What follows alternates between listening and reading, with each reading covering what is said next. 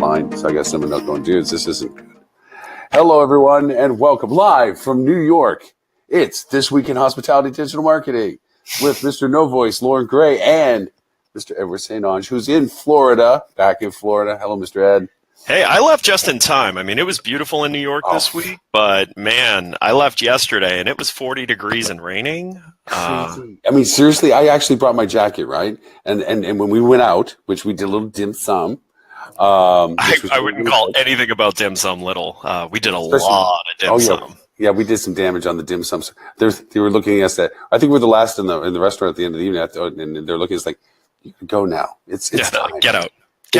It's time. You've done page 1 and page 2 and twice. And stuff. Twice.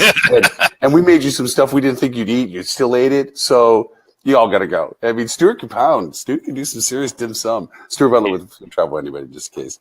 But yeah, we had some fun. It was a great. And thank you. You flipped for dinner, dude. Thank you very much for dinner. Hey, it's the most I can do. And you know what? It was well received. It was well received. After this, it's all downhill. See, that's right. He picked affordable. He picked an affordable and close because yes. Let's face it. I was tired. You were tired. Stuart was tired. I wasn't into going anywhere that took more than a couple-minute walk. And when we're tired, it's like we didn't even want to drink. It's like no, we did water. Water's fine. Water, iced tea. Iced tea. We're all good. Diet Coke, whatever. It's like we're all good. It's all fine. But speaking of which, the reason why we're talking about this in the tents of New York is because I had the privilege of being at the Adrian's as well, but we were at the HSMI's Digital Marketing Conference for Wednesday. We did some live coverage of it, which you'll see we also have some recordings we got to load up, but we did a live coverage at the end for all four of us. Were sitting side by side, elbow to elbow, shoulder to shoulder. And Mr. Ed actually did a really nice interview with Hilton. And since we want to recap a little bit of what happened for the day anyway, we'll just kickstart from there. What do you think? And then we'll kind of dive into doing Science Theater 3000 on some of the other stuff. Yeah. It was first of all, a great event. It's one of my favorites to go to. And I really go for the relationships and the education, not so much to try and pick up new business or anything like that, because one thing you can count on is some of the great minds in the industry go to this event every year, and sometimes it's the only time you can see them. And so it's nice to just catch up, hear what they're up to, and they share so much for this event, So I enjoyed it. It was fun. It had, to me, it was a bit of a mixed bag, because to your point, it's like old home week. When you're in this industry long enough, or get to meet the really good people in the industry and know what they're doing, this is like a reunion day, where you get to go over and hug and what you've been doing, how things are at, or at least be in person with somebody you talk to on a regular basis. Right. And that's all good stuff.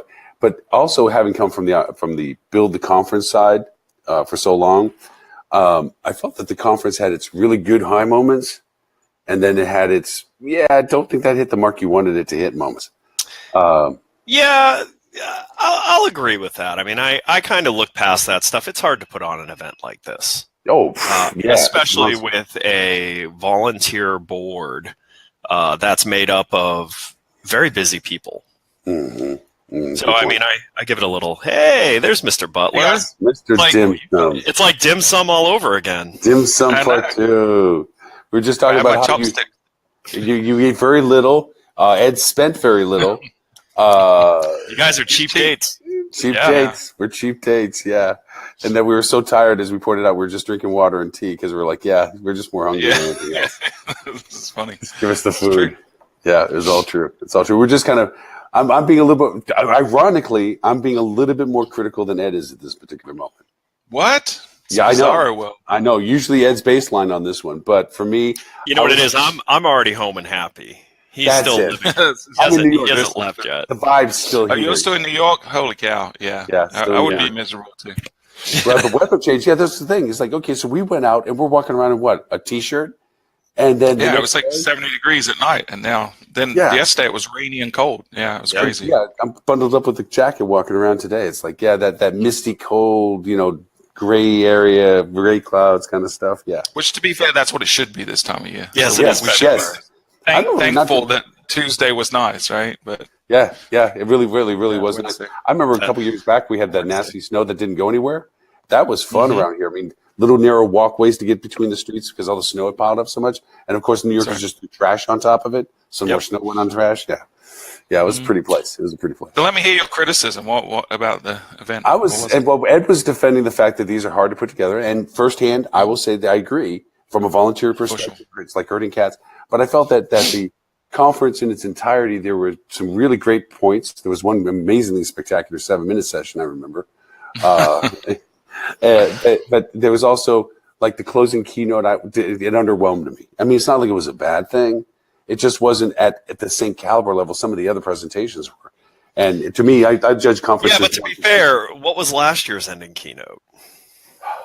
As memorable as this one. Right. I mean, listen, if you're not paying someone to come, like, I think those guys get paid. Yeah, they paid him. I would assume he was. Oh, then they got ripped off. Yeah, that's what I'm saying. No, I'm saying.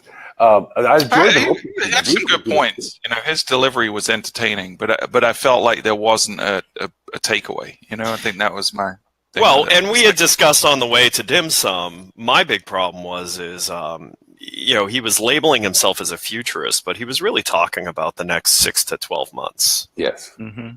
Yeah. I mean, futurist should be someone who's stretching the minds of the people in that room, and anyone minds that he stretched is not even paying attention. Well, his criteria was, I built a business out of upcoming things that were happening, hence, therefore, I'm a futurist. It's like, no, you judged where the market was going to go smartly and wisely, successfully did that a couple of times, a few times. So that's not futurist. He was an opportunist. Yeah, he's an opportunist. Right. Yeah. Right. You didn't develop anything you did. You didn't do anything new. You just actually reported on what people were doing. I thought it was great. I mean, I liked the entertainment side of him. I just, I didn't get the why, right? So we start out the show in great fashion with a phenomenal speaker, right? Talking about a really valid point that I think everyone that hasn't learned about the Golden Circle needs to go just Google the Golden Circle and watch the Just don't click the edge search, okay? No. Yeah. And don't do autofill, golden, but Golden Circle. And go watch the original TED Talk on that. It's phenomenal, right? And he re-emphasized it. But, I'd been hearing this for, 10 years, how long it's been around. But he gave a fresh twist on it. He added some new things to it. So I really enjoyed the inspiration from that. I just, that was a great start. I just felt like the end was anticlimactic because it was like, well, it didn't really relate to anything we talked about, and there was no real take home from it. No, and it made me laugh a few times, but that was about it. Yeah. One thing I'm glad about, and maybe it was just because I missed the session that did this, but I didn't hear anyone talk about blockchain. Actually, I didn't hear it once. We kind of warned everybody. I'm just saying, there was a note that went around. That said, listen, if you don't want to go and get into a fight with Ed, don't mention the BC word. Don't go. I would have gone up on stage. Oh, we know. That's the thing. Kanye style. Yeah, I would have done the shame on you. You don't belong up here. Yeah. Sorry. No, for those of us that were speaking, they told us beforehand, no F-bombs on stage and no B-bombs. B-bomb being the blockchain. Yeah. Whatever happens, don't let Ed ask a question. Just don't. Yeah, don't call it. Don't call it. Although Chris LaRose made the mistake of calling on me, and he knew he was doing it. I mean, he smirked when I put my hand up. So then I felt the pressure, and I actually had to ask him a good question that helped him. I missed that session. What was Chris? Chris is with Hilton, right? What did he talk about? Yeah, Chris is with Hilton, and so he was talking about the similarities between digital marketers and revenue managers, and strategies on how to work closer together and converge them because they should be. Mm-hmm.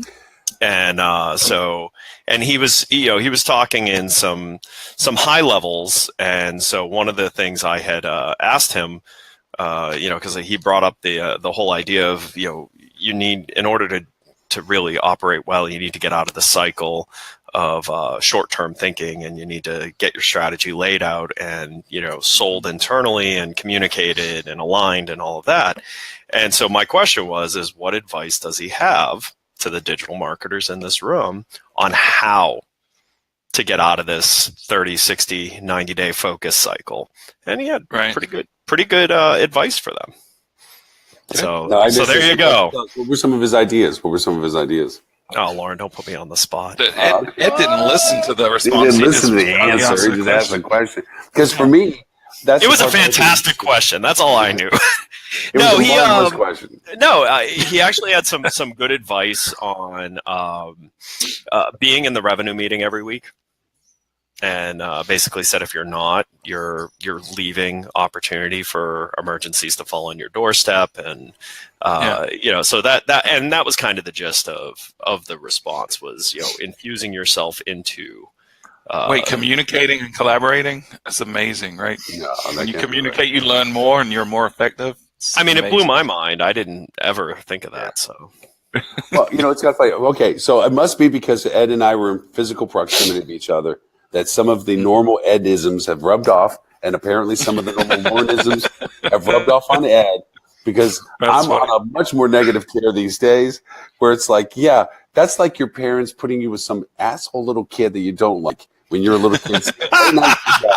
Okay, and then while you're in front of them, you're playing nice, and as soon as they turn around, you slap and you beat each other up, and then they turn back and you're playing nice together again. Okay, that's my mentality, because at his level, he'll walk into any hotel. It's like, listen, y'all got to sit together, talk together. You show up at their meetings, and everybody's like, yes, Dad. And as soon as he's leaving, it's like, they get at each other. To me, they're still siloed. We've been at this place for a while. This is not new stuff of y'all get to play together. Just nobody's actually hammering on them. It's like, what exactly do you do to play together? And it means you got to trust each other and pony up some data that you probably didn't want to share initially, and own it, and realize that if you don't both work on it, you're never going to get out of the room together. Yeah, but his point of view, I thought, was pretty legit, which is the digital marketers of today are basically the revenue managers of the late 90s, early 2000s. It's the same type of person. Yes. It's someone who's stepping into something that they're not getting generally trained up for, but they're being given some pretty strong responsibility to figure out. And, and I think it is true. I've always thought that if you remember, most revenue managers came from the call center or the front desk, and just kind of moved into this thing. And digital marketers, you're seeing a lot of the same, type of progression where it's a position that never existed. For some reason, they both exist as two separate positions, where in most other industries, it's just called e-commerce. And it's one position, true. It's one department. It's merchandising, pricing, positioning. That's e-commerce. So listen, we can pick on the fact that it's ludicrous he has to talk about it, but let's not forget the industry. It's the reality. It's the reality, and at least it is someone from Hilton saying, right. And independent hotels know this. But it's at least someone from one of the bigger brands out there saying, hey, Right. That's true. Yeah. Now, to that point, okay, I'm sorry. Go ahead. So I was going to say that the clients of ours that we deal with that have got this right, they all share some common DNA, and that is that the revenue managers and the marketing team are one team. They act together. They go out and drink together. They socialize together. They genuinely like each other. So it's a real single team mentality. And they also have a single scoreboard. They're all measuring the same data. They're all looking at the same KPIs. They all have the same goals to chase. And that to me changes behavior when you're all chasing the same goals. Yeah. Well, I will say that I felt in the conversations that I did have at the conference that there's a not growing sentiment, but a divergence of sentiment. For the past year, we've been talking about how revenue managers have really been being plucked out of the data science world or the math world, and that they're not really coming, as you said, Ed, from the reservation center front desk as much, where they're actually looking at, especially at corporate level, where it's like, oh, we need these people that know how to really crunch the numbers. And what's happening is you're getting a lot of non-hospitality, non-industry language able people dealing with revenue control issues. And I think, if anything, to say in a nutshell is that the marketing people's blend with them is like giving the Tin Man a heart. that the marketing people can somehow humanize, or at least in industry temper these data people to understanding the industry that they now have a very large influence on with their revenue strategies. But I applaud our industry for pulling outside professionals in, because here's the thing, like, there's not an awful lot of education, advanced education being offered inside the industry to get people up to that data science level. So, you either, set the foundation so people can rise up to that level and have the resources to do it, or you bring in experts who've done it for other industries and you get them to train teams and, and go that route. It's something I would encourage this industry to do a lot more of, bringing in, highly talented outside positions to bring skills into this industry that are, sorely lacking. And it's not very much perspective. But you know what? I think what happened to Stuart is you witnessed that we did a body swap. I don't know whether you noticed, but Ed and I ate the same. I'm in shock right now. You know what I'm saying? In shock. I'm actually Ed. All right, I'm Ed. We both touched a piece of dim sum at the same time. Fortune cookie. It was a fortune cookie. Yeah, there you go. Fortune cookie, and boom, body swap. It's like vice versa. Yeah, I'm over here. It's like, this is this, and Ed's back there. It's like, back off, dude. Well, listen, it's actually something I want more people talking about, which is converging revenue management and digital marketing. So, I mean, it's really why I'm defending it. And by digital marketing, you mean marketing, right? I have to say it, though, because if I just say marketing, people are going to be like, why does revenue management care about print ads? Can we merge digital marketing and marketing before we merge with revenue management, please? But it was at the keynote. Someone was talking about having to pull budget from their marketing budget to someone on one of the roundtables. Yeah, they were pulling budget from marketing to put into digital marketing. Like, that's like, all marketing. Shouldn't that just be like I pulled money out of my back left pocket to put it in my back right pocket? Yeah. Or I get I'm reducing print or something to put into AdWords. I get that, but it's not from one complete bucket to another. It's all marketing. Right.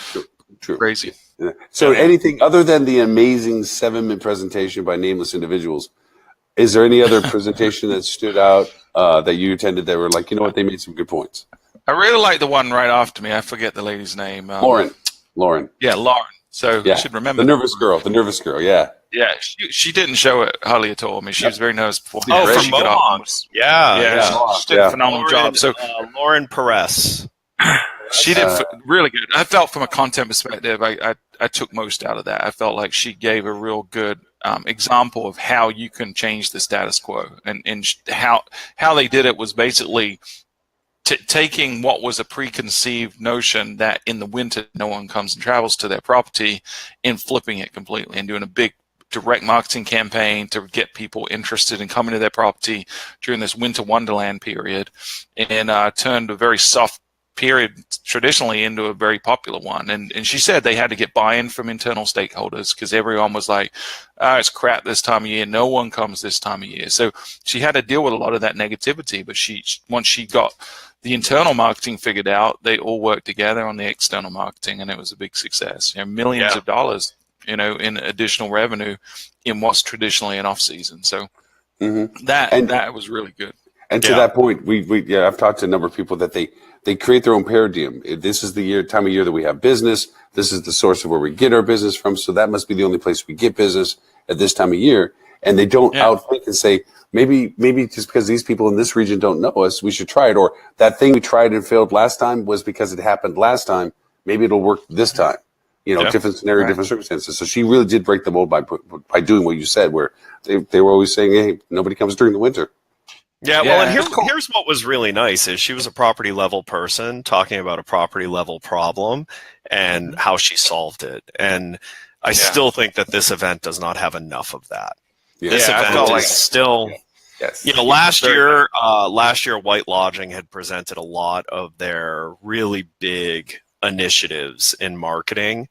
And honestly, I just thought it didn't matter because only White Lodging or Hersha, would be big enough to pull off what they were sharing. And it wasn't at all scaled down.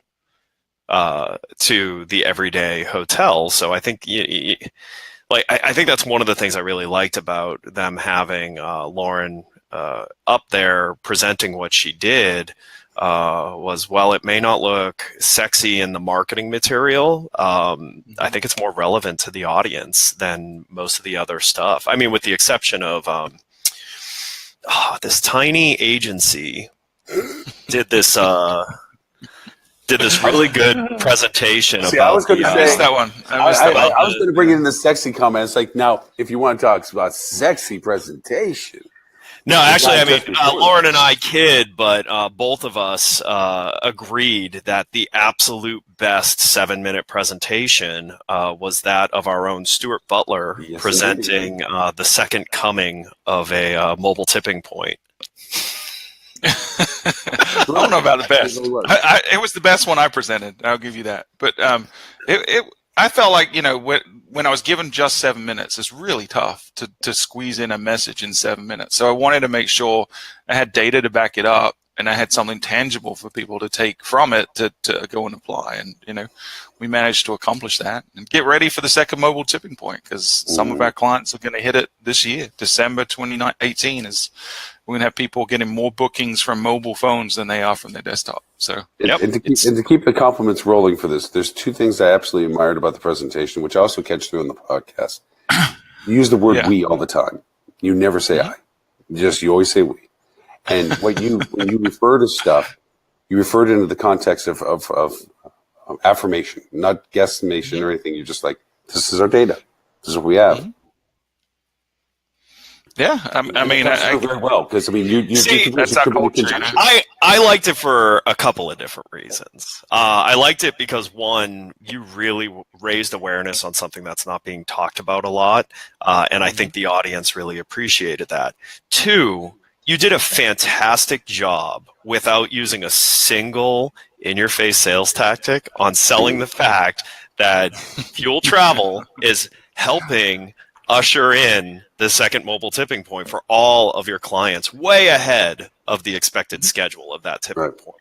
And then you explained what are some of the tangible things that you have done to make that happen by lowering the friction to completing the transaction in the mobile booking experience. And then you actually gave tangible, simple things that the hotels could go tomorrow and implement even without working with you. So what I liked about it is you added value by making them aware of of something that's forthcoming, and that you've been at the forefront of. You did a good job of raising the awareness that you guys are pushing your clients into the future without being over salesy, and then you gave them takeaways that they could improve their business with. And so that is just really nice, because I find that when vendors go up to try and talk in these things, most of them, unfortunately, just straight up sales pitch. Straight up sale, yeah. But the others tend to try and go completely the opposite way, which I think loses some of the benefit for someone in the audience who does agree with what you're saying. If they don't know that you can actually help them with it, it frustrates them as well. So I thought the balance of that was really strong, and you were either incredibly thoughtful in putting this presentation together, or you just got really lucky that it happened to work out that way. A little bit of both. Column A and column B. Yeah, we that's our culture at Fuel. Anyone that works with us gets to see that every day. We're never in your face about, we have opinions and we back it up with data, but we never, you have to use us to do this. It's opinions with data are not opinions. This is true. But we want to help people, and whether that's you pay us to help you or we help you find someone else that you can pay to help you, it doesn't matter. We just want to help, and we'll find our spot in that somewhere along the line. And I think that comes through in all our presentations that we do. Not just me, that way. The best place to hide is hide in the wide open. If they had to learn it from me, then okay, that means I'm on the trail ahead of you. That's all. But yeah, no. To that point, I have to give you the same compliment that you're very good about making sure that the data is out there for its value, not for its purpose of sellability to it. Yeah, that's why we do the podcast. I mean, our secret sauce is not secret. I mean, everything we do that is successful, we talk about on the podcast every week, and anyone can emulate it. It just takes hard work and a little bit of strategy. That's it. All your secret sauce is public gravy. Public gravy. That sounds weird. That sounds really weird. Marketing. Yeah. So since I'm channeling Ed more today than Ed is channeling himself, can we listen about the vendors that repped out for the conference a little bit? Who was there? How well did they play into what the market was for what they were offering as service products? Did you which one of these don't belong to the other? Did you see anybody stand out that was like, what you doing here? What do you think is going to happen here? None of them. I didn't really talk. I talked to maybe 4 or 5, and none of them really blew me away. Like no one was doing anything, innovative. And it was the usual suspects that you'd expect to see there, and a couple of new guys that I hadn't heard of before. But I thought it was nice to see Screen Pilot out there. I really like Screen Pilot. I didn't get to talk to them. Talk about them a little bit. They're very much like you guys at Fuel. Mm-hmm. So we came across them and started working on projects with them because of Benchmark. So they help Benchmark with quite a few things in the world of marketing. But they're very similar to our points of view, which is it's better to breed success through good moves and ethical treatment of customers and long-term relationship type things than it is to jump on bandwagons or say the word blockchain the bright and shiny stuff. And they're just good. They're good people who do really good work. So it was nice. It was nice to see them at this event and to be able to catch up with them. Infor, did you guys happen to talk to Infor and why they were there? That's exciting. I did pick up a little window shade thing for my my laptop. Looked like, I can close my shade and I can open my shade. I love that little thing. So they seem to be doing what I felt like PMS companies should have been doing a while ago, right? Which is in getting more involved in the data side, especially on the marketing side of data. And we had a good conversation about integration, and I think you're going to see some partnerships there between Fuel and Infor because they're thinking about it the way I was hoping that the PMSs would for a long time. Yeah, and I was pretty excited that they were there. One, because I didn't know they were going in that direction, but two, it really would be nice to have PMSs at marketing events because I feel like some PMSs don't understand marketing at all for hotels, and I think that's part of why we're in the problems we're in. Right. And, the disjointed access to data and connectivity. Yeah, prime example of that is, and especially because marketing and revenue management don't talk, right? So the marketing team sometimes doesn't know how much revenue a property is generating maybe outside of the direct channels, right? There may be the revenue managers that are handling the third parties and the OTAs. So we've had situations where people come to us, say, our online bookings are down tremendously this year. Why is this? And we start digging. Can't really see anything on the online side, but as soon as we start overlaying online data with PMS data and you start seeing third-party reliance has gone up tremendously and that rate parity is completely gone to shit, then that's the problem. But you wouldn't have identified that by just looking at the marketing data in isolation because these are siloed groups looking at different score sheets. Yeah.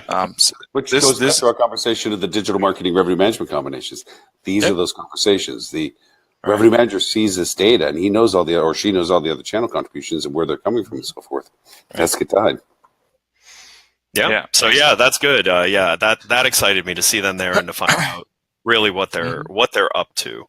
Because you don't see Oracle at these events. You don't see many of the other PMS companies coming to these events. And I think it's too bad because I think they're robbing themselves of being able to think outside of their current comp set and how they can really add value. And, you add value to customers, that does eventually turn into money. Mm-hmm. Yeah. So I talked to, and I'm blanking on the name. There was another user-generated content company there. Did you speak to them? Oh, Shoot. Right? No, it was something else. No. I can look it up, but they're more, kind of like Flip2 in a way, but they don't focus as much on the direct side, getting an actual guest data. It's more of an aggregation of hashtags and things like that, and using that for marketing purposes, creating albums and things like that. So, which is great, but I think it's obviously Flip2 thinks this way. But Flip2 thinks this way because I think this way. I think the most important part of UGC is the user. Not the content they generated. The content they generated is the byproduct of a good experience, and the true value to tap is the value of that user and their voice. And I think these aggregators, listen, a lot of them didn't become content aggregators because they thought content aggregation was like the product. A lot of them did it because they wanted to build ad platforms, and they went about solving a problem that they had to fix for that, which is hotels don't have enough content, right? Mm-hmm. I think the problem is they didn't recognize that hotels, because all these aggregators, they're multi-industry, they're not industry specific. They're treating hotels engagement with a guest, similarly to the way that SC Johnson would treat a user of baby shampoo. And I think there's a very different relationship at play there. And so I think hotels that focus on just UGC for the purpose of conversion or enrichment of site, one, don't spend a lot of money on it because it's not going to drive enough value. And some of these platforms, I don't know about the one that was there, but some of these platforms are like 2 to 3 times the price of Flip2. It was expensive for sure. Yeah. And I would say this about them though. They did a really good pregame before the show, reaching out. And I don't know if you guys got hit up like I did before. Oh no, then that means they actually did database segmentation. That's great. So they not only did that, because I got hit up by probably 4 or 5 different people, and the others were all very generic. It was like a blanket message that they sent to everyone. But these guys actually took the time to research who I was, the fact that I was English, came up with a funny subject, custom personalized subject line, and found some commonalities between us and built a relationship. So that was the reason I went up to them, because they'd done such a good job on their pregame. So there's a message there, right, for all the vendors at any kind of show, is your pregame is almost as important as your presence, at the actual show. In terms of creating that initial relationship. Yeah. I think there should be a class on how. I mean, every conference has its vendor guidelines, and they're always very strangulating because there's always vendors or marketers that are trying to circumnavigate them and so forth. But and this one, you can't go more than 5 feet from your table. You can't, do lots of that kind of stuff too. What? But they really don't. Wow. Yeah. Do they have weren't a allowed shot to go collar on mingle that? or anything, or They could, but they couldn't pitch. They could talk about who they are. They could introduce who they are, but they couldn't pitch. They couldn't engage the group. Now, that's from a monetization. That if you wanted to sponsor, put something in somebody's chair, that's it's just. Jeez.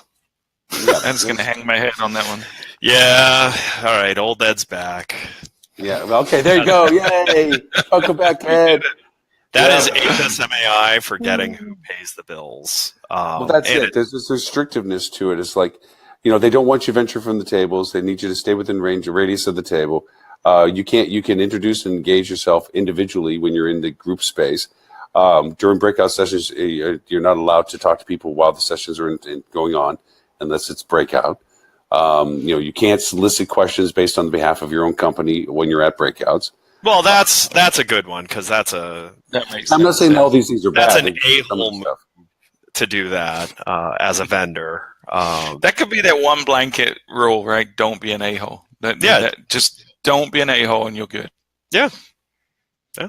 I think it's good. Lauren, you're muted. So are you muted because you were being an a-hole, or? I was being an a-hole. I was like, they should just be they should be like the rule. Don't be an a-hole, and then there's a-hole police. So when you're an a-hole, hey, sorry, dude, you're an a-hole. Gotta go. Yeah. Little a-hole police badge or something like that. But I volunteer for that job. I would like to. Because it takes kind of good. Yeah, it takes one of those people to kind of call them out on it. But I also, by the same token, I think that don't send dumb people to be representing your company. Yeah. Know your product. Know what the value of your product is. Yeah. Well, and know your industry. Yeah. Again, you don't just the value of interactions at a trade show are not about, oh, I finally caught you. It's actually about humanizing yourself in the eyes of the person that you are trying to work with, and building a real relationship, a relationship that should exist whether or not you work for the company that you met them from. And that's one of the things I love about this industry is I feel like you build real friendships, like friendships to a level where you find out things years after knowing someone that just blow your mind. I know where this is going. That's hilarious. I was wondering when this was going to come up. Before you go down this bad rabbit hole, I will say, don't also send sales reps that don't know your product just because they're cute. Okay, and I'm going to point out a product that we all love, but I'm only going to say it's the T word. Okay, and I had a rep come in to discuss performance from the fact that they're engaged with one of my clients is to talk about performance and talk about the product value and so forth. So she came in, wonderfully attractive, very pleasant person. But the War of 1812 happened in 1812, and there was a war. That's about what we got from the performance report. It was 2 pages, which is the normal email that we get about the performance report. No value proposition, no future roadmap, no this is what we can do, just smile and wave. And not overly enchanting, you would say. No engagement whatsoever. Wonderful person, very pleasant. Don't get me wrong, from a sales perspective, somebody you want to represent you from an aesthetic point of view, but absolutely product zero. I hate people who do that because you know what? First of all, they could train her, and then like add value to her career and everything. Instead, they're being lazy as employers and chauvinistic. Yeah, warm body. It's a warm body. Maybe you'll be dazzled by the looks and forget the questions. That's insulting. It's insulting to this industry. It's insulting. Anyway, I don't find it enchanting. But I say that also to those who vend for. I feel like it sends the wrong message. It does. It does. And someone like that should be sent to a dungeon. That's possible too. But in the meanwhile, even at conferences, they shouldn't send stuff like that either. Okay, you walk up to a table, so tell me your product. Well, it's here. Have a little squishy sumo, and have a little pencil holder, and yeah. But I want to know about your product. Were they the ones giving out the sumos, or was that someone else? Who was that? No, that was W Promote. I didn't get a chance to see what the sumo was, but it was very clever, and it drew me in. I just didn't have time to go over. Yeah, it was a little baby sumo squishy toy or something like that. I'm a trashy fiend. Was there shtick to it? Like, no, there was the cover. I asked them. They said it was the same cost if it was a round ball, so they went with sumo. I'm like, oh, creative genius. Oh, man, come up with something. Come up with a reason. Wait, but that was a marketing company, right? We won't go there. It's previous for me, but yes, it's I don't understand. I actually asked him, like, so what's with the sumo? And he literally said because it was the same price as the round ball. Oh, but you know them, so possibly that was the Shut Up Lauren. Might have been the Shut Up Lauren. It could have been the Shut Up Lauren. Okay. But yeah, if anyone else got a better story about the sumo, I'd like to hear it because I could come up with a couple right now. Go for it. Small guy, big guy, or something, or crush your competition or something, or crush your competition like a sweaty fat man. I can relate to that. I can relate to that. I'm good with that one. But anyway, so with that, we were leading up. Yes. Really, I wish there were other hosts on to see. I want to see a real-time reaction to this. I know. You could save it. Is there anyone listening that wants to jump in? Tim Peter obviously knows because his response to my clever. I sent him an email. He had asked me. Oh, okay. But he didn't know. I guess he hadn't heard the story. No, but you guys were that with anyone else. You guys were the first to hear from my lips that So Stuart, as you heard, after the closing of the digital marketing conference is when Stuart and I learned the most interesting thing we had learned all week. And so we were far worth the price of admission alone was I wrote this whole trip off to this subject. I'm glad it was actually, if you want to go back and shoot the videos, instead of introducing myself as Flip2, I'm going to introduce myself as the person who got to experience the upcoming story. So we're at a lovely dim sum place, and as you've heard, we were all tired, and actually we we were kind of monotone up until and Stuart, how did it come up? How did Lauren bring up this? So he said he looked and said, "Now you're probably going to think less of me for telling this story, but." No, that's right, because it started raining. Yeah, that's true. And Lauren started stuttering a bit. Yeah. And he was distracted, looking out the window. And this is when we find out that Lauren has been struck by lightning. Just not pretty impressive, right? Yeah, which both Stuart and I were like, holy smokes, we had so many questions just on being struck by lightning. What did it feel like? You remember it? Were you unconscious? We were like, and then I thought he said twice. That was when he first said it, I thought he said twice, which blew my mind initially. Yeah. But then it actually turns out that he's telling us, incorrectly, mind you, we'll get to how we know that. He's telling us that he's actually been struck by lightning directly. 3 times, and telling us like directly hit him, knocked him unconscious, like 3 times. in the head. Right. One of them, he was inside. The lightning came through the window. He was in the shower, and it knocked him over into the toilet. Yes. Not literally into the toilet. So at this point, both Stuart and I. It felt like we couldn't talk over each other loud enough to get our questions out. It gave me a chance to get more dim sum. It worked out perfect for me. I was able to just mount the whole dim sum, I think. Yeah. So I think probably 3 questions in, I immediately asked Lauren, why aren't you leading with this? Why have I known you so long and I didn't know that you've been struck by lightning? And then Lauren 3 times. 3 times. 3 times. And then so Lauren starts telling stories about his run-ins with lightning, and we realize, like, he's going through the scenarios, and then we realize there's more than 3. More than 3, yeah. So, I don't count the other Lauren ones. has been directly struck 3 times, but has been indirectly struck by lightning an additional 3 times, for a total of 6 times. And I promise you that any of the stories that Lauren isn't claiming as a direct lightning strike, you as a human, if you went through that experience, you would be positioning that story as, when I got struck by lightning. And so Lauren has actually been studied by the University of Florida. That's true. That is true. To understand why. 1, why is he the lightning rod? Yes. And 2, how is he not dead? And it has no long-term lasting impact on you, right, Lauren? When you get it, you just black out for a while and then you're fine afterwards. Yeah. I mean, my wife, she probably says this explains a lot of the aspects of me, but yes, nothing actually afterwards other than I think the part where my mind blew was, like you said, Ed, when he's describing each of them in detail, right? So there's one time where I was hanging out washing or whatever it was. You're outside, right? And it came through a post. One, I was in the shower. There's another one. He goes, and then there was the time when I was in the car and the car just died because it got struck by lightning. I'm like, whoa, that's a 4th. And he's like, the car got hit. I didn't get hit. The car got hit. When I was riding the bike and it got hit. And then when I was scuba diving, all the fish around me died because the water was struck by lightning where I was. I'm like, that's 6 times. Anyone else would claim that as a struck by lightning. If I have one of those incidents, that I would lead every conversation with. Do you remember this? Or do you know about the time I was scuba diving? It would be my all the fish died. It would be my Cornell.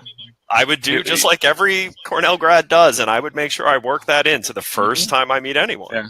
And I'm happy for the fact, because my first thought was that you would look at me and said that explains a lot of the behavioral disorder stuff. That came later. That actually came after dinner, and I actually spent a lot of time thinking through it. I'm like, it explains so much, because we also asked questions about superpowers and alienship, whether I was an alien. Yeah, that came up.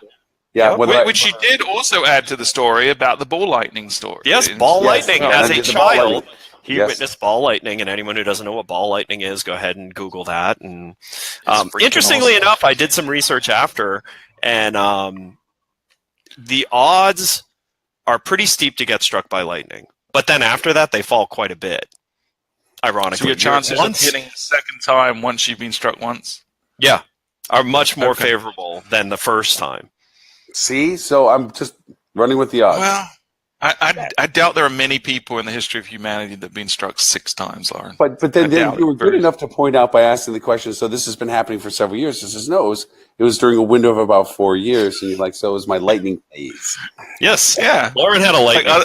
I had a lightning Other round. people become a goth for a little while. Stuart had a Yeah, piercing decided to phase. Lauren had a That's lightning. right. I had a lightning phase to it. Yeah. That's right. Yeah. Actually, I forgot to mention I even was covered in the news. They did a news coverage on the fact that I had been hit by lightning, and they reenacted my drive to the hospital because it was a news item. I will find that. It's in Tampa. It's Tampa news. Tampa St. Yeah, I'll find it. Early 90s. Oh, wow. That's So amazing. next time you see Lauren, ask him about his lightning experience. My lightning Share experience. glowing detail. Now the party. Now we're gonna have all the puns. It's the lightning round, and yeah, it's gonna go. It's just gonna go bad from here. It's just We got to come up with some good lightning related nicknames for you now. Yes. I should change. I should get some domain names just because of it. But yeah, I thought I'd share that in the camaraderie, the spirit of sharing that we're on this show together. Well, but scientifically, I want to go more into this. I mean, I had questions. I wanted to know, prior to being struck any of the lightning times, were you shorter? Because Lauren's rather tall. No, and I didn't know if maybe like the lightning caused him to grow. Nope, nothing from that. Didn't get smarter. Maybe he was Didn't a get better slower. conductor because he was taller. I don't know. Maybe. Yeah, maybe. Yeah, or not smart enough to get out of the rain, which was what started the whole conversation. We were at the dim sum's place. It was like, oh, look, it's raining, it's lightning. And then I tell about how Renee, my wife, will every time it is lightning outside, is no, you're not going outside. You're staying inside. Yeah, and she moves about 20 feet away from you. Pretty much, yeah. She lets me sit alone on those days. Although, Yeah. as we know, Lauren's been struck by lightning inside house. Yes, This is true. but it was close to a metal frame window. Okay, I was on by the exterior That's wall. every house in Florida has metal frame windows. So I'm not making that point, but it is true. Yes, it is supposed to be an exterior wall to it, but So your wife should really be sending you outside so not to damage the furniture. pretty much has to damage the house. Yeah, and now I wonder why she got the increased life insurance policy that's specifically towards being struck by lightning. I think there might be probably a clause in this. Wow. Yeah, but yeah. So that was by far that conversation was the but you know what? complete high point of my week this week. What I loved, first off, was your all's first reaction was, "You got superpowers, right?" Because it's like That's how the Flash got his power. I'm in the right crowd when the first reaction is what I would be like. So what? Like the hammer of Thor? What did did you get to like Flash or something like that? It's like, yeah, I'm with the right people. When my first reaction is that, or dude, are you an alien? So you did it right. Exactly what I was hoping was like, these are the people I want to hang with. Because my first reaction would be the same of, man, you're different. You came from another planet or something. So yeah. I mean, our Slack channel about Lauren getting struck by lightning has some of the funniest animated GIFs in it that you would ever. I gotta know these ones. I gotta see. And that was in a matter of minutes. Oh, good. I've got a Slack page for lightning I strikes. have not shared it with the team yet, but I One of my designners wanted to call it the Lauren Gray phenomena. Yeah. And had a picture of a Greek statue. Oh, see, I'm already loving this. And then Hunter, who does our video work, had a picture of, God, I think his name's is it Flash from Pokemon or Dash, hugging Pikachu with lightning. So, see, I gotta come back. I gotta come up to the office. When I get back to Florida, I gotta come up. I gotta go say hi and thank everybody for the animes. Well, let me ask you this, Lauren. Are you sure? Are you 100% positive you don't have superpowers? Just because you haven't discovered them yet doesn't mean you don't have them. No, I'll go with that because I'm believing that there's something somewhere, but I haven't been able to shoot lightning bolts yet or nothing. I'm thinking it'd be a great thing, but no, nothing. I wish there was. You can absorb 1.21 gigawatts. Without having problems. Which means you're some type of capacitor. So that should mean at some point a discharge can happen. Yeah, I mean, if anybody shows up with a Mr. Fusion, I know I got a storyline. Yeah. Because they're going to come back to the future just for me and be like, look, hold these two terminals. You're my flux capacitor. Now, do you shock people when you shake their hand a lot? Do you build up a lot of static electricity? I actually do. I did when it's cold and the sweaters and stuff. Yeah, there's definitely some markage that goes on. Mm-hmm. If we rub you hard enough, can we stick you on a wall? I can be like a balloon on a wall. Yeah, I can feel like that big. All I'm going to say today, Stuart, there were two things you said. That one, And then one that I didn't react to when you were talking about groups I was waiting for sharing, that. when you were talking about groups sharing DNA, that just instantly like were inappropriate. Yeah, I'm on a roll these days. The last week on that podcast, I talked about lubrication of little friction, and the guys lost it. Actually, to be more specific, you talked about friction and lubrication. Yeah, You just didn't. I did, You just didn't do the lubrication. You started with the friction conversation, then you talked about the lubrication. And then I started talking about pushing it really firmly. As Firmly, yes, firm, lost it. Firm application. You guys just need to get your mind out the gutters. I'm talking about digital. You tried that then marketing too, for but then hospitality. you went back to referring to show 69 a lot too. And I'm not lying. Y'all did This is true. Okay, we did refer to we show did. 69 as being one of your highlight shows. Right after you talked It about was. friction, lubrication, and firm application. So Yeah, this is true. Yeah, it was the show of shows. Yes. So there you go. And now There there's this one. the sharing of DNA and the rubbing of Lauren Gray. Anyway, And I believe you said rubbing him really hard. I did. Yeah. And so I'm going to be a pinata. Now here's the thing, but like the part that plays over in my head is, so I was trying to then think about how do we introduce this on the show, and I was hoping that other hosts were going to be on because I was going to call one of them Thunder and have them ask why all of a sudden I was calling them Thunder, and it was because they always come after Lauren, who is obviously Lightning. Lightning. And at that point is when Stuart just stopped laughing, stopped talking, and just laid his forehead down on the table for a solid 2 minutes, like without movement. Yeah. And mind you, none of us were drinking because we were too tired, and yet we became the rowdiest, loudest people in that restaurant. Yeah, and we were pretty much asked to leave at the end. Yeah, we were. Yeah. They were. You've had page 1, 2, 3, 4, and 5. Yeah, it's time to go. Yeah. But to that end, I can't tell you how much fun I did have over dinner. It really was, regardless of turning into the focus of whether I was an alien from another planet or not. It was an awesome conversation. I'm not gonna lie, I suspected it before, but now, like, I'm just confirmed. There is some affirmational, right? There is some affirmation. It's not whether or not you're an alien; it's where you're from. That's the question. Yeah. And then I added to the fact that I don't know we start talking about the DNA stuff and everything. And I don't know where my father's from. Yeah, that added to that too, I'm sure. So, Star-Lord, right? Yes, Star-Lord. Yes, my dad's a planet. I didn't tell you. Yeah. Possible, man. It's possible. Yeah. Like, So Lauren definitely shocked us at dinner. Yeah, he stole the show for sure. He really. Yeah. Oh, it was good. You should get up on stage as the keynote next year and just tell the story of how the lighting story. The lighting story. I got to ask them next year. It's like, I think you ran out of the farthest place you could plug us in for the table next time. Maybe if you put us somewhere on the same floor. They did that on purpose, by the way. They did it because last year we had all those noise issues and everything. She asked me, and I actually liked where we were because we didn't have nearly the amount of interruptions that we had last year. We didn't have a lot of traffic either, though. We didn't have a lot of people walking by as much as we did. There weren't a lot of people leaving the room this year in general. It was pretty tight schedule, everyone stayed in with the it was so tight together that they didn't have time to change out the signs for who was actually presenting in what rooms. Yes. And that's why you couldn't find Lauren's, right? I could not find because it still has that one. Yeah. Well, they also set the rooms up on the side. I got to say, I hope they don't do that again. This horizontal. Well, they will. That's how the rooms were last year. Were they? I thought they were. They just weren't as long. They were smaller rooms. Yeah. Honestly, as an attendee, it wasn't bad because you had the two big screens. It actually felt a little less claustrophobic. I think from a speaker perspective, it was probably difficult because you're looking. It's hard to do the whole left-right thing the whole time, but okay. Yeah, maybe you're right from the speaker, because it did have the two screens. Yeah, probably was a better solution out of it. So, I love that property, man.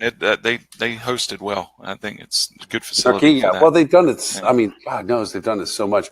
But in contrast, because I didn't even think we were going to spend more than a half hour, and here we are ticking up on an hour. But the thing that is really different for people who would come next year is if you're going to do the Adrians for the reception, which most people know by coming to the Adrians is the thing. Which a $400 ticket to a reception is a bit steep. But don't drink. Hey, there you go. Tell HSMAI to sell Adrian reception tickets. Yeah. Because the conversations at that reception are freaking awesome. The people you get to talk to don't come into sales pitch. Don't come in to say, this is what I do. just start eavesdropping on some of these conversations and get invited into them, it is really impressive, the conversational content that you get, because everybody's in a time constraint because it's just a short period of time, and you want to see as many people as you can that you recognize in the industry. And believe me, there's a lot of people that you're like, oh my God, that's them in person or something. It's crazy the conversations you get to listen to and even participate. And they're much better than the conversations you have at the bar after the Adrians. I don't know about that. I do not know about that, because I'll tell you, those are some pretty intense conversations at the bar at the end of the Adrians. Yeah. So then everybody's either happy they won an award, or happy they know somebody that won an award, or just happy for somebody. But you get to actually do some pretty intense conversations because you can disagree and nobody cares. And you really can get pretty aggressive about that disagreement. But it was a lot of fun. But that compared to the digital conference, which is just brain food. The digital conference really is a lot of brain food. They should probably do the Adrians after the digital conference, because I think, yeah. And they had record attendance this year. They had 360 some odd at the digital conference, which I know. I hope it doesn't get any bigger than that. I remember when Rock was that size, and those were my favorite years. Yeah, of they were Rock. magic. Yeah, but now Rock is like 700-800. Over 800. I think it was close to 9 this year. Yeah, and did they even have record attendance at the Adrians, which they did 800 and something, 820, 30 or something like that, which was bigger than they had planned for. They had to throw a couple extra tables, but the digital one, I agree with you. If it breaks 400, it's not going to be the same thing, I don't think. Because then you don't have enough time to meet and greet and spend. You get into these groups of people and you don't get to really share as much. That's the magic of this one, is that everybody's sharing information. There's no, if I tell you, you're going to use it against me. It's like, no, it's all good. It was like a big family reunion. You see your friends and everyone shares. So we were actually at 2 conferences this week. We can bring this back to business. So there was another marketing conference this week, but this one was the Connect Travel Marketing Leadership Summit, which was focused on the destinations marketing people. And that was here in Orlando, which was a really, so let's talk about the differences in the conferences. So this was also educational, but to pay the bills and add value. It was also had a appointment-based scheduling system. So you actually met with vendors that you wanted to meet with, and you had 8 minutes. And that was it, just to meet, see what you want to talk about. And then there were educational sessions around it. And I actually spoke in the opening session about innovation in destination marketing with 2 other really clever startups in the space. Really good event, really good event. We're definitely doing it again next year. This was the first year they did this. And considering it was the first year they did it, I'm really impressed. And it's Will, the previous CEO from Visit Florida, who put this event together. So it was that was the other marketing conference this week, where the destinations were meeting to talk. Where was that held? Where was that? That was held at the Hyatt Regency in Orlando, so that's the old Peabody, right across from the Orlando Convention Center. How many different DMOs were there, would you say? Probably about 70 people. Wow. So that probably represented 35 DMOs, but we got to meet Kennedy Space Center. Did you get a tour? We're going out to tour it in 2 weeks. We're getting a private tour. Yep. We were buttering that guy up because he had an interesting marketing background, and we're like, yeah, but now you're selling spaceships. Yeah. So he was like, you guys should come out. And we're like, we should. We should. But yeah, it was a really neat event, and had DMOs from all over. I mean, Spokane was there. Wow. That's about, in continental U.S. anyways, that's about as far as you can get from Orlando. And just a really great event. And their whole angle, Connect Travel's whole angle, is appointment-based meetings actually help you educate yourself on what's out there, what's available to you, and takes you through, understanding what's out there. And it's difficult. It's difficult to plan for an 8-minute meeting. Yes. It is. Yeah, I've done some of the BITACs in the past, and it's a very different format. But as long as the attendees are qualified, as long as they're there for the right reasons and not just for a free lunch, which some of these other BITAC I think goes a little conferences too end up. far. Yeah, because they make it like it's known that the reason you come as a buyer to BITAC is you're going to get wined and dined in the nicest hotels with the nicest meals. Where this was, hey, you're looking to see what's new, what's out there. And so they actually had, so we were able to see like what destinations were looking to learn more about content marketing or social or ad marketing. Like there was like, you actually could see what they listed as their interests. And then there was a scheduling request. So you actually requested to meet with them, and only if they reciprocated did you get the meeting. Yeah. Gotcha. Which was nice. So we only met with people who said they wanted to meet with us. So the meetings were pretty good. So it's like Tinder and speed dating combined. It's great. Yeah. Yep. But of course we cheated.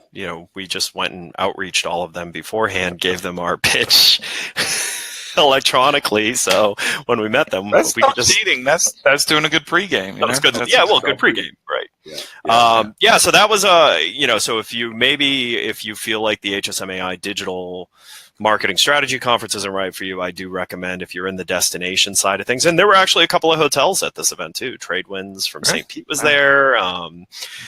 So if you're interested in understanding what destinations are thinking about in the world, who was repping them? Dave Bennett? Was Dave Bennett over there? Or for Tradewinds? No, it was I think her name was Kathy, the director of marketing. Okay.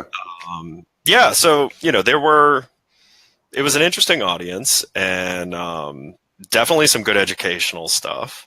And they brought in good people. They brought in just really high quality people. Did the closing keynote do a really bad Austin Powers impression? No, and that's the other thing. That was exclusive to HSMAI. Okay. HSMAI exclusively found the only person who probably caused like 38 or 39 Me Too moments in their ending speech.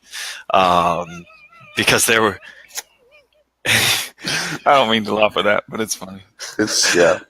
There were some inappropriate things in the ending keynote at the digital marketing conference. And actually, what was cracking me up the most was the keynote speaker's girlfriend, like belly laughing at all his puns. Like inappropriately loud. And Stuart had the pleasure of sitting at the same table. So Stuart's face was actually cracking me up. I hope no one was recording me through it, because I definitely didn't hide my feelings during the... No, you didn't. And Lauren just got up. Lauren just left. I gotta go. Left. Yeah. I gotta go. But then I was like, crap, now I can't get up because Lauren got up. Yeah. And I sat up front so I could support Stuart in his... We came in for you, buddy. We appreciate it. But it was the keynote closer was Dave was one of those. Character. Yeah, there it is. Character. Hey, I have to go. You're more than welcome to stay if you'd like. No, I actually should do work. I gotta run too. I mean, I'm actually at my client, so I'm like, I kind of burned your conference room for an hour, but thank you for the space. Yeah. But thank you so much for bringing up my deep dark past on the show today. Thank you so much. I say it's an awfully bright past. It is a bright past. Some would say almost as bright as the surface of the sun. Surface of the sun. Might as well be walking on the sun. Yeah. But show 134 next week will bring us back to semblance, although I will be doing kind of this also remotely. I'm going to DC next week. I may or may not be on the show. It depends. I'm in St. Pete next week for the Navis Leadership Conference, and I'm not sure how far into Friday it goes. Mm-hmm. All right, because I have speaking, so I'm going to see what I can do about maybe. What are you speaking about in DC? Two Roads asked me to come speak to the Revenue Managers and Ownership Group. They're doing their first Revenue GM Marketing Conference. Is it at their Embassy Row? No, it's at the Suave. It's that French word. Joie de vie. Thank you. There, and so actually, I was very flattered because I have about 25% of their entire time slots for the day and a half. I'm speaking. I have an idea for when you're in the middle and maybe losing the audience a bit, for a fun little story and personal branding that you learned just the last week. Yes, that it has such a value to it. Yes. You met with two brilliant minds in marketing, and they consulted with you on a personal branding opportunity. Yes. I should point this out to them. Yes. I'll have to stretch it into my presentation somewhere. Yes. I look for your life coach. Yeah. But anyway, so with that being said, Mr. Stuart, if people want to find out more about you, also your presentation, by the way, if you have your deck, dude, I'll put it on the site as well for it. Or are you going to do you have a separate site for your presentation you did? I need to remember what it is. It's fueltravel.com/HSMAI. And give me about 5 minutes before you try that, because I'm going to have to switch out the link. Good deal. You got it. Fueltravel.com/HSMAI. Because it's last year's HSMAI right now. It's the one we did for the South Carolina chapter in November or December. It's just a little content updating kind of thing. And actually, my other deck is already live, because we did the day before for the resort group breakout, the luncheon. We did a breakout there, and that's at /HSMAI2. So fueltravel.com/HSMAI2. So if you want to see the other part to the number 2. Okay. The number 2. So if you want to see the other part, they're kind of counterparts. It's the R2D2 to the C3PO. They're counterparts to each other, the two presentations. So. Nice. Yeah. And your podcast? And then the podcast is at fueltravel.com/podcast, or wherever you get podcasts from. Just search for Fuel Hotel Marketing Podcast. And we should ask, and thank you, Mr. Ed, for his kind sponsorship of our live coverage of the HSMAI Digital Conference. That's right. I paid to be there to do nothing but live broadcast the event. And you That's funny. Where are the videos, Lauren? If someone wants to where live are the videos? I haven't loaded them because I haven't had bandwidth to load them yet. Okay. They will be. Well, the link itself. Crap, what is it? Don't worry about it. Digital. How about you put them up and you send them to us? Yeah, I'll send them over to you. HSMAI Digital, I think, is going to be the page name for it. But I'll go over. So it'll be This Week in Hospitality Digital Marketing by Lauren Gray, brought to you by Flip2 and Fuel Travel on the World Wide Web.com/.